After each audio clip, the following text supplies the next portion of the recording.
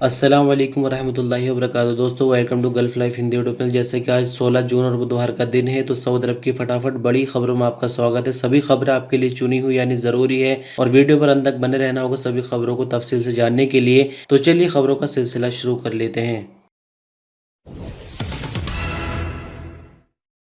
Saudi अरब में 18 साल से कम उम्र के ऐसे बच्चे जिन्होंने अभी तक कोरोना वैक्सीन की खुराक नहीं ली है, उनको नए और सख्त नियम लागू होने के बावजूद भी कमर्शियल आउटलेट और शॉपिंग मॉल में जाने की इजाज़त होगी। अरब न्यूज़ के मुताबिक सऊदी गवर्नमेंट ने इतवार को ऐलान किया था कि 1 अगस्त से कोरोना वैक्सीन लेने वाले लोगों को शॉपिंग मॉल वगैरह में जाने की इजाज़त नहीं दी जाएगी। लेकिन सऊदी मिनिस्ट्री ऑफ कॉमर्स के प्रवक्ता ने कहा कि ये पाबंदी ऐसे लोगों पर लागू नहीं होगी जिनकी उम्र 18 साल से कम है या ऐसे लोग जिनको वैक्सीन लेने से कोई परेशानी है। यानी कुल मिलाकर शॉर्ट में आपको ये समझा दें कि या तो उम्र 18 साल से कम हो तब तो ठीक है, अदरवाइज जो दूसरा ऑप्शन दिया गया है यानी कोई साइड इफ़ेक्ट या किसी तरह की अगर परेशानी हो वैक्सीन लेने से, तो ये चीज़ प्रूव करने के लिए काफ़ी मुश्किल हो जाएगा। इसलिए बेहतर होगा कि टाइम से पहले वैक्सीन ही ले ली जाए। सऊदी अरब के पासपोर्ट डिपार्टमेंट यानी जवाज़ात का कहना है कि कोई भी अजनबी सऊदी अरब में अगर अपना पासपोर्ट रिन्यू कराता है तो उसको चाहिए कि वो अपने पासपोर्ट की जानकारी जवाज़ात का जो कंप्यूटर सिस्टम है उसमें फिट कराए, जिसको नकल मालूमात कहा जाता है। यानी जैसे कि पुराना पासपोर्ट एक्सपायर हो जाता है, नया पासपोर्ट बनता है, तो पुराने पासपोर्ट को डिलीट करके एक तरह से नए पासपोर्ट की इन्फॉर्मेशन कंप्यूटर में सेव की जाती है, जिसको नकल मालूमात कहा जाता है। तो इसी तरह का एक सवाल जवाज़ात से किया गया है कि अजनबी वर्कर के द्वारा, जिसमें पूछा यह गया है कि अबशिर के ज़रिए नकल मालूमात करने में परेशानी आ रही तो इसके लिए क्या करना होगा। इस पर जवाज़ात की तरफ से कहा गया है कि अबशिर के ज़रिए नकल मालूमात की सर्विस शुरू की गई है, लेकिन अगर इसमें किसी तरह की कोई परेशानी आ रही है तो अबशिर के अंदर एक तवासुल करके सर्विस होती है।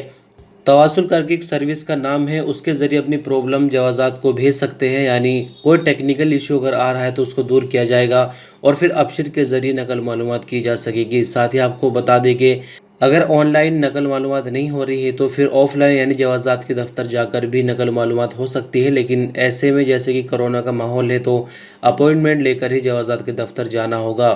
और यह एक छोटा सा पॉइंट आपको और क्लियर कर दे कि नकल मालूमात सिर्फ आपका कफील या मुदीर ही कर सकता है। खुद से खुद के पासपोर्ट की नकल मालूमात करना आसान नहीं है। एक दूसरा सवाल जवाज़ात से ये पूछा गया है कि 5 साल के लिए सऊदी अरब से ब्लैक लिस्ट किया गया था, 5 साल पूरे होने पर क्या दोबारा सऊदी अरब आ सकते हैं। तो इस पर जवाज़ात की तरफ से जवाब ये दिया गया है कि सऊदी अरब में अभी कानून बदल गया है। यानी 14 मार्च 2021 से नया कानून जारी किए गए हैं। उस कानून के तहत अभी जो तरहील से होकर जाएंगे यानी जेल से होकर जाएंगे, उनको आजीवन यानी हमेशा के लिए ब्लैक लिस्ट कर दिया जाता है। अगर वो दोबारा सऊदी अरब आना चाहे तो सिर्फ उनको हज और उम्रा के लिए इजाज़त है, अदरवाइज़ वर्क वीज़ा पर दोबारा नहीं आ सकते हैं। सऊदी अरब की अथॉरिटी का कहना है कि सऊदी अरब में वैक्सीन लगवाने वाले लोगों को पीसीआर की पाबंदी से छूट दी गई है। सैयदती मैगजीन के मुताबिक तवक्कल ने एप्लीकेशन ने अपने बयान में कहा कि अल मोहसिन कैटेगरी वाले लोग सऊदी अरब आने पर पीसीआर टेस्ट कराने वालों की कैटेगरी से बाहर होंगे। अल मोहसिन का मतलब यह है कि वो लोग जिन्होंने कोरोना वैक्सीन की दोनों खुराक ले ली हो या एक खुराक ली हो और 14 दिन उनको गुजर चुके हो। आपकी जानकारी के लिए बता दें कि फ़िलहाल तवक्कल एप्लीकेशन 75 देशों में काम कर रही है। यानी अगर सऊदी अरब आप पहुंचते हैं और तवक्कल एप्लीकेशन में अल मोहसिन कैटेगरी आपके शो कर रहा है, यानी वैक्सीन आपने दोनों लगवा ली है या एक वैक्सीन लगवाकर 14 दिन हो गए हैं, तो ना तो पीसीआर टेस्ट साथ लाने की ज़रूरत है। और साथ ही आपको बता दें कि होटल आइसोलेशन या होम क्वारंटाइन वगैरह किसी भी तरह की कोई झंझट नहीं होने वाली है अगर आपने वैक्सीन की एक खुराक या दोनों खुराक ले ली है। सऊदी अरब में अब तक 4,50,000 सऊदी और अजनबियों की तरफ से हज की एप्लीकेशन जमा कराई जा चुकी है। आज अखबार के मुताबिक मिनिस्ट्री ऑफ हज एंड उमरा ने कहा कि ये तादाद लिंक जारी किए जाने के पहले 24 घंटे की है। मिनिस्ट्री ने कहा कि एप्लीकेशन जमा कराने वालों में 40% औरतें जबकि 60% मर्द है। आपकी जानकारी के लिए बताते हैं कि हज की एप्लीकेशन जमा कराने के लिए किसी तरह की कोई पाबंदी नहीं है। यानी इस चरण में जो चरण शुरू किया गया है, कोई भी अपना डेटा एंटर कर सकता है हज की लिंक पर क्लिक करके, लेकिन 10 दिनों तक इसका टाइम मिला हुआ है। 10 दिन जब ऐसे ही गुजर जाएंगे उसके बाद नतीजे घोषित किए जाएंगे। यानी सिर्फ 60,000 लोगों को चुना जाएगा। यानी इन 10 दिनों के दौरान जो चाहे हज के लिए एप्लीकेशन दे सकते हैं, लेकिन नतीजे 10 दिनों के बाद सामने आएंगे जिसमें सिर्फ 60,000 लोगों को हज के लिए चुना जाएगा। सऊदी अरब में वर्करों से धूप में काम लेने पर पाबंदी की शुरुआत बीते दिन यानी 15 जून से हो चुकी है। अल अरबिया नेट के मुताबिक ministry of human resources and social development ने कहा कि इस फैसले के बाद सरकारी और प्राइवेट प्रोजेक्ट पर काम करने वाले मजदूरों पर दोपहर 12 से शाम 3 बजे तक काम बंद होगा। मिनिस्टर ने आगे कहा कि सऊदी अरब में यह पाबंदी 15 जून से 15 सितंबर 2021 यानी लगातार 3 महीने जारी रहेगी। मिनिस्ट्री ऑफ ह्यूमन रिसोर्सेज और सोशल डेवलपमेंट की प्रवक्ता साद आल हमाद ने कहा कि यह फैसला धूप में काम करने वाले मजदूरों और वर्करों की सेहत और सलामती को ध्यान में रखकर लिया गया है। उन्होंने कहा कि धूप में काम पर पाबंदी के फैसले को वायलेट करने वाले लोग और कंपनियों को सजा दी जाएगी। जो फैसला मिनिस्ट्री की तरफ से लिया गया है, अगर कोई इसको नहीं मानता है तो इसकी शिकायत 19911 पर की जा सकती है। सऊदी अरब में जिद्दा म्यूनसिपैलिटी ने कहा कि जुमा 18 जून को किंग अब्दुल अजीज़ रोड टेम्परेरी बंद रहेगा, जबकि डाइवर्जन के लिए दूसरे रास्ते खुले रहेंगे। आजिल अखबार के मुताबिक जिद्दा म्यूनसिपैलिटी ने ट्विटर पर अपने बयान में कहा कि किंग अब्दुल अजीज़ रोड रेड सी मॉल के सामने पैदल चलने वालों के लिए पुल तैयार करने के लिए रोड को टेम्परेरी बंद किया जाएगा। जिद्दा म्यूनसिपैलिटी ने बयान में आगे कहा कि किंग अब्दुल अजीज़ रोड जुमेरात और जुमे की मध्य रात्रि 12 बजे से जुमा की दोपहर 12 बजे तक बंद रहेगा। बयान में आगे कहा गया कि रोड बंद करने के दौरान रोड इस्तेमाल करने वालों के लिए ट्रैफिक डाइवर्जन के लिए बोर्ड भी लगाए गए हैं ताकि लोगों को आसानी हो। सऊदी अरब में कोविड-19 के नए मामले 1269 रिकॉर्ड पर आए, जबकि नई रिकवरी 1014 रिकॉर्ड पर आई है। बीते 24 घंटे के दौरान ही 16 नई मौत हुई, जिसके बाद कुल मरने वालों की तादाद बढ़कर 7606 हो जाती है। एक्टिव मामले जैसे कि 10,314 है, इनमें से 1569 क्रिटिकल मामले हैं। अब तक सऊदी भर में 4,68,175 लोगों में कोरोना पाया जा चुका है, जबकि इनमें से 4,50,255 लोग कोरोना से ठीक हो चुके हैं। सऊदी अरब में मौसम विभाग का कहना है कि बुधवार 16 जून को असीर जाजन और बाहा के ऊपरी इलाकों पर गरज चमक के साथ बारिश और तेज़ हवाएं चलने की उम्मीद है। बयान में आगे कहा गया है कि बारिश और तेज़ हवाओं का सिलसिला मक्का मुकर्रमा के पहाड़ी इलाकों तक फैल जाएगा। अखबार 24 और आजिल अखबार के मुताबिक मौसम विभाग ने कहा कि ईस्टर्न रीजन, मक्का मुकर्रमा और मदीना मुनव्वरा रीजनों के समुद्र तटीय इलाकों पर तेज़ रेतीली हवाएं चलेंगी। मौसम विभाग का आगे कहना है कि बुध को सबसे ज़्यादा टेम्परेचर 46 डिग्री सेंटीग्रेड अल अहसा में होगा, जबकि सबसे कम टेम्परेचर 16 डिग्री सेंटीग्रेड अल सऊदा में रहेगा।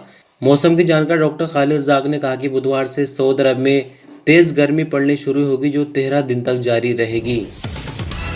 सऊदी अरब के शहर जद्दा में बिना कॉलम वाला दुनिया का सबसे बड़ा गुंबद यानी super dome Guinness Book of World Record में शामिल कर लिया गया है। सुपर डोम 34,000 स्क्वायर मीटर के एरिया पर बना हुआ है, 46 मीटर ऊंचा है और इसका जो डाया है यानी अंदर से जो इसकी चौड़ाई है वो 210 मीटर के लगभग है।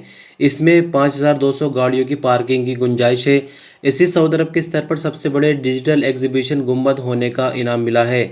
अगर आपको ये चीज़ समझ ना आए तो थोड़ा सा आपको बता दें कि जिस तरह से आजकल कोरोना का माहौल है और किसी चीज़ का अगर उद्घाटन होना है यानी कोई बड़ी अगर मीटिंग भी होती है तो एक ऐसी जगह की ज़रूरत होती है जो कि कवर्ड और काफ़ी बड़ी हो, जहाँ पर डिजिटल तरीके से चीज़ों को दिखाया जा सके। तो 7 दिनों से एक प्रोग्राम इसके अंदर चल रहा था। मक्का मुकर्रमा के जो बड़े बड़े प्रोजेक्ट है डिजिटल तरीके से उनका उद्घाटन किया गया और उसी के बाद ये सुपर डोम लाइट में आया है। इसके बारे में ये जानकारी तो नहीं मिली कि ये कब बनाया गया है, हो सकता है कि हाल ही में बनाया गया हो, लेकिन ये बहुत बड़ी बात है कि इसको Guinness Book of World Record में शामिल कर लिया गया। जानकारी के लिए बता दें कि जद्दा सुपर डोम मदीना मुनव्वरा रोड पर किंग अब्दुल्ला स्पोर्ट्स सिटी के पश्चिम में है।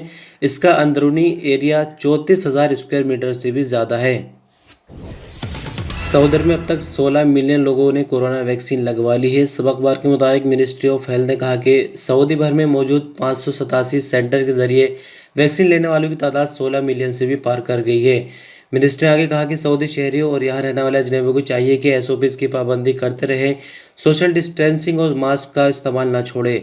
मिनिस्टर ने आगे कहा कि वैक्सीन बिल्कुल सेफ और सुरक्षित है, किसी तरह का कोई साइड इफेक्ट देखने में नहीं आया और अच्छी बात यह है कि सऊदी शहरी और अजनबियों को वैक्सीन बिल्कुल फ्री दी जा रही है। सऊदी इलेक्ट्रिसिटी कंपनी यानी एसईसी का कहना है कि बिजली बिल न अदा करने पर कनेक्शन काटने का अगर नोटिस जारी हो जाता है तो ऐसे में ग्राहक को चाहिए कि 50% बिजली का बिल जमा कर दे।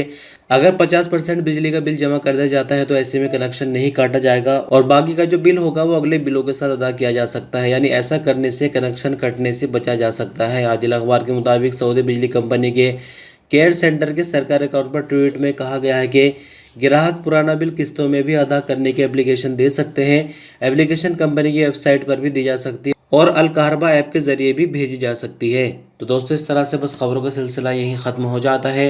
वीडियो पे छोटा सा लाइक देकर हमें मेहनत को कामयाब बना सकते हैं। ज़्यादा से ज़्यादा वीडियो को शेयर कर सकते हैं और चैनल पे नहीं तो सब्सक्राइब कर सकते हैं। आपने अपना कीमती वक्त दिया, इस वीडियो पर अंत तक बने रहे। इस मैसेज को भी सुन रहे हैं, बहुत बहुत शुक्रिया। अपना ख्याल रखिएगा। अल्लाह हाफिज़।